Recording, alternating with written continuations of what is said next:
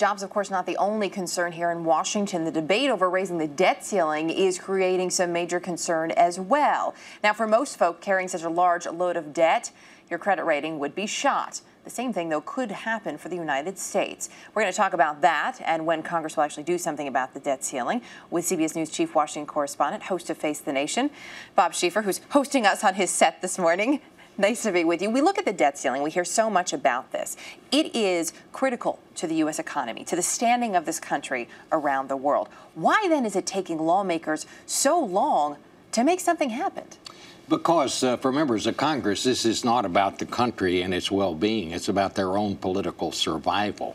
Polls show that most people say we shouldn't raise the debt limit. Yet when you talk to any expert, anybody familiar with this, the government is running out of money. We've got to find some way. If we don't raise the debt limit, the government is going to begin to default on Treasury bills. And when you start talking about the full faith and credit of the United States, when we can no longer guarantee that we can pay our obligations, you talk about sending things into a turmoil, not just in this country, but around the world. But members of Congress are trying to find some way to get this done without casting a vote that's going to cost them to get beat in the next election. What's happened here, Erica, is we have reached the point where we're either going to have to make drastic cuts in very popular programs. Nobody in Congress wants to vote for that, or consider the possibility of raising taxes. Nobody wants to do that. So it's going to go right down to the wire. In the end, I think they will do it. But again, it's Congress trying to save its own skin, not trying to do what needs to be done. So really no concern here for how this affects the American people or the economy. And it seems that Americans, they've really started to wake up to this idea. We've known for years that they're not necessarily happy with Congress. But a new CBS News poll out today, 61% have an unfavorable view of Republican lawmakers, 52% of Democrats. Do they not see that writing on the wall? Look, nobody likes these people. Congress's approval rating is down to 18%. Now, when Richard Nixon had to leave office, his approval rating was 20%.